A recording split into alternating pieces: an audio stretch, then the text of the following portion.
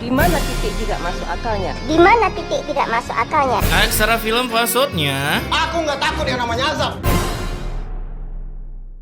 Hai guys, sebelumnya gue mau minta maaf untuk jodoh wasiat Dedi. Hari ini gue nggak bisa upload karena terkena dolar berwarna Aduh.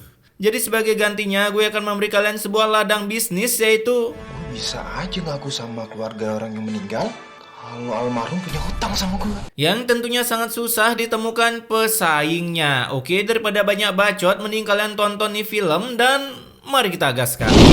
Film yang memerlukan biaya kugan untuk menontonnya ini dibuka dengan adegan beberapa tahun yang lalu saat si begunal bernama Joni sedang jaya-jayanya dan belum terkena ulti Eudora Karita Valir Estes. Dimana kala itu Joni mendapatkan orderan yang membagongkan. Pesanan saya 1000 piece kos partai. Hayu lu, partai mana nih yang bikin di seorang begundal acu?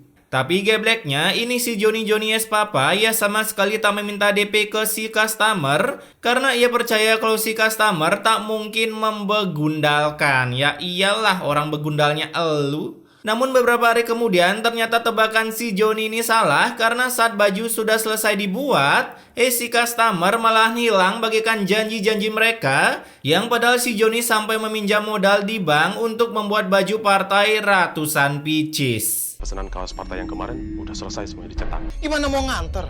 Dia aja susah dihubungi. Sekali bisa dihubungi malah minta batal.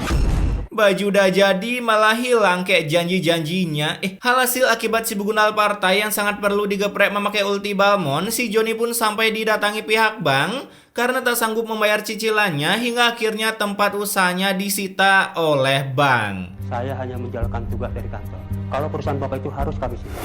Wah, selamat ya anak partai, kamu telah mengdelete salah satu UMKM. Fix, si Joni seumur hidup gak bakal milih partai itu dah. Malam harinya otak Joni pun semakin mengalami pengstresan sampai istrinya yang membuatkannya teh terkena bacotannya akibat cangkem istrinya hanya bisa berkata yang semangat ya mas. Ngomong doang sih gampang. Tahu apa emangnya kamu? Lagian orang lagi ada masalah disuruh semangat, ya komporin dong. Intinya kalau pasangan kalian punya masalah jangan dinasehatin dah atau disemangatin, komporin, dijamin kalian gak bakal kena marah. Singkat waktu saat pagi tiba, Joni yang hendak berkumpul bersama geng FF-nya sewaktu kecil, ia pun mulai sok ramah sampai terkena sepik dari mama pemilik warung. Itu biasa ya. Bang, bayar dulu utang-utang abang ke saya. So asik sih, dateng-dateng udah kayak akrab aja. Hari demi hari Joni pun hanya bisa marah-marah karena masih belum bisa move on dari begundal partai yang membegegegegestekan itu. Hingga akhirnya saat akan berselip ria, Joni pun memuntahkan segala unek-uneknya ke sang istri. Semenjak aku nikah sama kamu, aku banyak masalah. Bahkan usahaku jadi mundur. Dan setelah punya anak, malah Mau dosa tapi takut ketawa. Lagian tinggal spill partainya aja udah beres masalah lu sebenarnya John. Kayak nggak tahu the power of netizen Indo aja dah. Kemudian besoknya, saat Joni sedang ingin menyeruput kopi, muncullah suara pengumuman yang bilang kalau seorang minion level 1 telah terkena banned dari dunia. Dan akibat pengumuman inilah, otak Joni mulai memikirkan sebuah ladang bisnis dengan berpura-pura oh iya ya. Pak Ijo kan masih punya utang sama aku. berharap keluarga si minion percaya sehingga Joni bisa mendapatkan cuan-cuan secara cuma-cuma. Wah, bagus juga ya ide bisnisnya. Terlebih lagi saat Joni datang untuk melayat, Bobon Sentosa yang merupakan anak dari minion yang terbinatkan pun berkata, Almarhum semasa hidupnya mempunyai utang piutang. Tolong kasih tahu kami. jackpot banget nggak tuh? Hasil mendengar itu, Joni seketika nyamperin istri si minion yang mati lalu menagih segala hutang-hutang kebulsitannya. Suami ibu pernah kasbon sama saya. Maklum Pak, hidup kami serba kekurangan begini. Lah, kalau serba kekurangan gimana cara bayar utang? Dan karena si Mak serba kekurangan, dengan kekuatan jari jemari manisnya, ia pun langsung mengobok-obok kotak sumbangan lalu mengiveaway-kan beberapa amplop coklat seperti orang ingin nombok kerja untuk si Joni yes Papa. Semoga uangnya cukup untuk melunasi semua hutang suami saya. Lah, gimana tahu cukupnya? Buka dululah dodol, tanya utangnya berapa, baru kasih. Masa yang gitu aja harus diajarin? Setelah menerima beberapa giveaway, Joni pun mulai menghingar-bingarkan hidupnya, seperti membayar seluruh hutangnya di warung Bu Judas hingga mengubah kejudasan emak ini hilang seketika, bahkan tak segan-segan mengkipas-kipaskan uangnya, uang mainan, agar orang-orang percaya kalau Joni sekarang seekor sultan. Lalu dari sinilah mulai terupgrade lagi otak Joni karena gila cuy. Ini ide bisnis jalur VIP ke neraka. Bisa aja ngaku sama keluarga orang yang meninggal kalau almarhum punya hutang sama gue. Gila nggak tuh idenya? Gebleknya lagi, si Mak bisa-bisanya buta pendengaran. Padahal ngomongnya sebelahan gitu loh. Selesai mendapatkan ide yang sangat brilian tingkat neraka jahanam, Joni pun mulai berprepare untuk mencari mangsa yang sudah terbenatkan, dan akhirnya bertemu juga dengan rumah yang sedang mengalami pendukaan, di mana Joni ini langsung to the point menagih hutangnya sampai istri si minion terkagetkan, berharap ikut terbenatkan karena tak kuasa mendengar nominal hutangnya. 10 juta, Bu. 10 juta nggak tuh? Bisa pakai bikin banner partai. Tapi si Mak yang ternyata sudah mengupgrade otaknya di Halodoc bukan Halode, ia pun langsung berkata, Apa buktinya kalau suami saya itu punya hutang sama Bapak? Mamam tuh, auto pengen ngilang dari dunia nggak tuh? Saya yang jadi saksinya, Bu. Lah, ini si minion ngapain ikut-ikutan GB dosa? Kalau itu karena si minion ini ikut-ikutan GB dosa, si Mak pun langsung percaya, sehingga Joni pun akhirnya berhasil menjalankan misinya dan menerima segepok amplop coklat lagi. Andai semudah ini cari cuan ya, nggak ada tuh demo-demo di Karawang. Ketika di luar, Joni pun disamperin oleh si minion yang ternyata udah tahu jalan ninja Joni yang ingin mengGB dosanya lewat jalur hutang palsu. Sampai si minion pun direkrut oleh Joni sebagai asistennya dengan tambalan cangkem senilai 1 juta. Nah besoknya kembali lagi si Joni melakukan bisnis ternak uang penghasil dosanya bersama si asisten, dimana kini nominalnya tak main-main lagi karena seharga Scoopy bekas yang sudah dimodif bersuara ember. Sebesar 20 juta, Pak.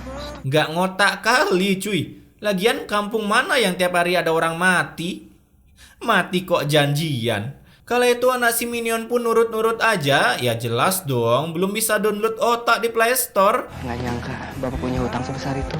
Lah, gue malah nggak nyangka lu percaya. Dan karena tiap hari ada aja orang wasted di kampung sana, kini Joni pun pulang-pulang sudah bisa membeli mobil secara cash sampai membuat istrinya terbagongkan. Takut uang yang dipakai beli mobil itu hasil nilep dari masyarakat. Yang nggak mungkin dong nilep, mobilnya aja belum Rubicon, cuaks. Nah besoknya saat si istri sedang bersih-bersih kamar, ia pun melihat surat-surat hutang yang dibuat oleh Joni. Hingga dari sinilah ia mulai curiga dan menanyakan ke Joni yes Papa kebegundalan apa yang telah ia lakukan. Ini kayak surat hutang, Mas. Nggak usah bawel kamu. Jelas kamu nggak tahu. Ini surat utang palsu. Geblek bener malah jujur. Setelah berkata jujur, Joni pun langsung menerima orderan yang mantap jiwa karena ada lagi orang yang terbenetkan di kampung Battleland of Dawn sana. Dan tentunya Joni langsung cus ke TKP. Dimana dengan gebleknya, minion ini pun percaya kalau bapaknya punya hutang. Hingga Joni pun sekarang meraup keuntungan yang agak nggak ngotak dengan nominal seharga 1 buah Vespa Matic. Mereka percaya lagi yang meninggal itu punya utang 50 juta sama aku. Gila, sekali datang dapat 50 juta. Lagian ya, masa sih minion kebetulan punya uang 50 juta di rumahnya? Habis ngepet lu. Dan karena udah banyak cuan, malam harinya Joni pun langsung mentraktir 2 teman FF sejak kecilnya. Lalu datanglah seorang perempuan penggoda iman para lelaki sakne yang pastinya mengsaknikan Joni dan Joni kecilnya. Iya nih. Asalkan kamu nemenin aku malam ini. Wih, demi traktiran warung ini woman mau nemenin Joni semalaman sama Joni kecilnya. Nama kamu siapa? Ririn. Kala itu setelah berkenalan dengan Ririn, asik, modal traktir warung udah boleh ngelus-ngelus rambut dong. Gue juga mau kalau Enggak. Nah selesai berkumpul ria di warung Bu Judas, Joni yang baru pulang, ia pun langsung menerima kabar kalau anaknya sakit. Tapi Anak kita sakit tuh jangan-jangan gara-gara Mas suka bohong. ya elah, malaikat bilek. Perasaan sakitnya karena kebanyakan makan Kinder Joy deh. Dan karena dituduh penyebab anaknya sakit, Joni pun langsung surrender dari sana. Bodo amat mau anaknya terbenatkan atau enggak dari dunia. Terlebih lagi yang super membagongkan, ini mak mau bikin anaknya mati atau gimana dah. Dikasih uang sama Joni bukannya dipakai ke RS malah ngajak anaknya kenalan sama Ulti Kadita. Malam itu juga selesai berkenalan dengan Ulti Kadita, barulah Simak mengajak anaknya ke RS yang tentunya, ya kalian tahu sendirilah. Anak sakit panas diajak hujan-hujanan. Maaf Bu, kami tidak bisa menyelamatkan anak Ibu. Anak saya tadi tuh cuma demam, Dok. Buset, anak saya tadi cuman demam, Dok. Demam diajak main hujan-hujanan. Ya wasted lah. Besoknya saat si Joni baru pulang dari berngecas ria dengan perempuan di tongkrongannya, ia pun terkagetkan melihat ada kartu kuning yang berkibar di rumahnya dan baru tahu kalau anaknya sudah terbenetkan. Dimana malam itu juga istri Joni pun mulai berdebat dengan suaminya karena katanya akibat ulah GB dosa dari Joni si bocil terbenetkan. Tapi menurut hasil penelitian Joni tentunya sangat berbeda, bahkan gue lebih dukung Joni sih, realistis aja. Kalau seandainya kamu terima uang itu dan berobat, pasti detik ini anak kita bakalan hidup. Ya kan bisa nerima uang haramnya dulu dipakai berobat, ntar udah sembuh baru tobat gitu loh. Dan akibat punya istri yang membagongkan hanya bisa berkata dosa. Joni pun dengan segenap energi kanuragan yang dimilikinya langsung emosi, bahkan sampai menantang dengan mengatakan azab passwordnya. Mana? Aku nggak takut yang namanya azab. Sampai udara memberikan sambutan welcome to kentut legendnya, tapi Joni sama sekali tak gentar. Yang ada ia malah menceraikan istrinya di hari itu juga. Aduh, bukannya ngecas lagi biar punya anak, ini batok chargernya dibuang. Kemudian besoknya Joni pun dengan santuinya jalan-jalan bersama begundal woman ini yang kala itu ayang bebnya ingin membeli saham milik Nagita, yaitu BUMN, Badan Usaha milik Nagita. Alhasil Joni pun harus bekerja keras batu mendatangi rumah para minion yang wasted untuk menagih hutangnya. Sampai ia lupa ia datang ke salah satu minion super premium karenanya beliaulah yang sudah membangkitkan pikirannya. Tapi perlu saya pelajari dulu surat ini. Nah, ini baru pinter. Kalau dikasih surat itu harus dipelajari dulu, bos. Ya kali main asal bayar. Saya lagi butuh banget uang itu, Pak, untuk berobat anak dan istri saya. Kalau begitu, saya akan lunasi utang anak saya. Ini uangnya. Ya ilah, ternyata sama aja. Di sisi lain saat para minion nongki bareng, mereka pun menggibah tentang Joni yes Papa yang menagih utang ke salah satu minion bernama Saipul, yang ternyata adalah kerabat jauh dari mantan pegawai Joni ini dia orangnya, dimana katanya Kalau menurut saya sih, Pak Joni gak mungkin kenal sama mereka. Hasil karena kecurigaan ini, mantan pegawainya pun mulai mengcosplay menjadi Intel Pentium korengan yang langsung mengintai gerak-gerik Joni saat menagih hutang, bahkan sempat meminjam surat utang palsu yang Joni buat untuk digibahkan bareng kawan-kawan minionnya. Nah, saat Joni akan pulang, ia pun tak sengaja mendengar para minion yang udah tahu kebusukannya selama ini akibat si begundal mantan pegawainya. Hasil saat malam harinya, mulailah Joni melakukan pendeletan dengan cara yang membagongkan. Astagfirullahaladzim, aku harus menghindar dari dia. Aku harus menghindar dari dia.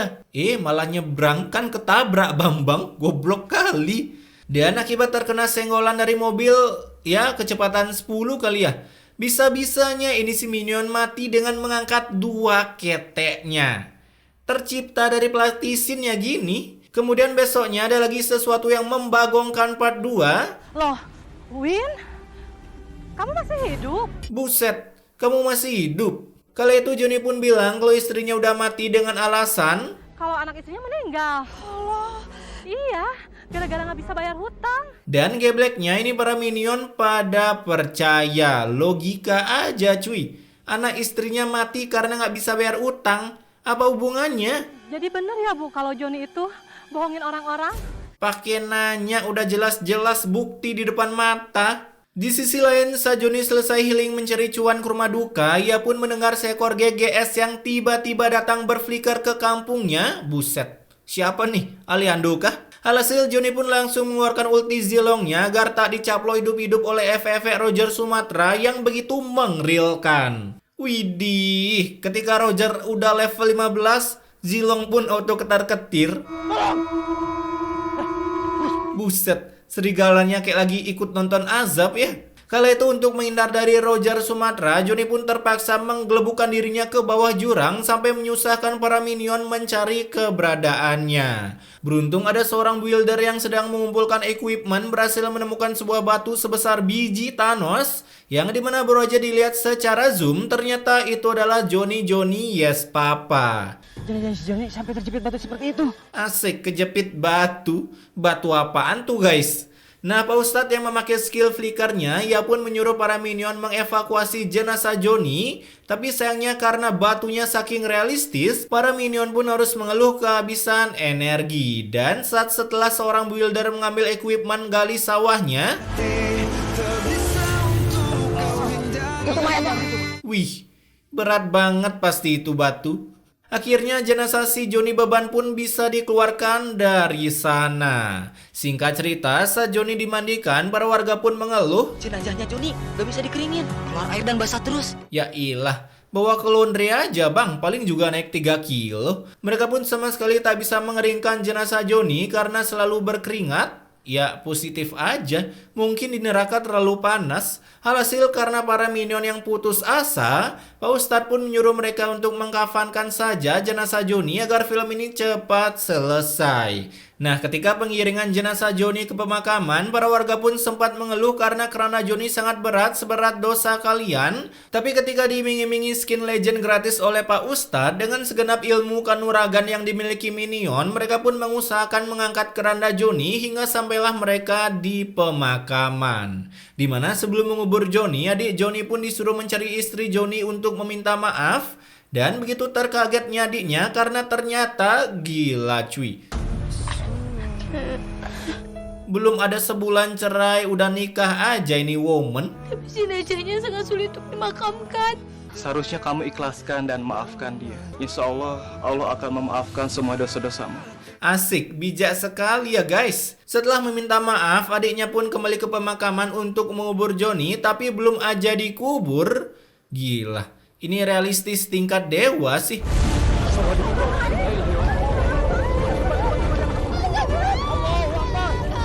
Buset, batu-batu gunung berterbangan, bisa-bisanya nggak benjolin jidat warga ya. Kala itu makam Johnny pun tertanam secara instan oleh batu-batu gunung yang begitu nyata. Jenazahnya Joni tertimbun batu, Pak Ustadz. Gak usah ngomong juga bang, dikira Pak Ustadz nggak punya mata apa ya? Lalu setelah terkubur mati-mati, kini muncullah Roger Sumatra yang tentunya ingin baywan ulang dengan Johnny di neraka.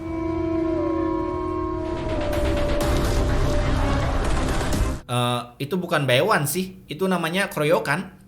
Udah kayak Sun Gokong aja. Oke, pesan Mortal Kombatnya di sini, ternyata ladang bisnis itu sangat banyak bisa diciptakan dengan cara berpikir kritis, tapi yang menentukan mau atau tidaknya dijalankan itu adalah kita sendiri, karena hanya terdapat 2 pilihan, yaitu bisnis jalur GB dosa atau bisnis jalur kehalalan. Dan bagi kalian yang sangat ingin instan dalam berbisnis, bisa coba pilih bisnis GB dosa seperti Johnny, namun diharuskan mengajak beberapa rekan terdekat kalian supaya saat kalian terkena azab tak sendirian, dan memberi peluang kalian untuk mabar pusreng di neraka ketika sudah mati. Wih, mantap tuh kan, sambil nunggu giliran dicambuk mabar dulu kalian. Tapi intinya, stay wak-wak guys.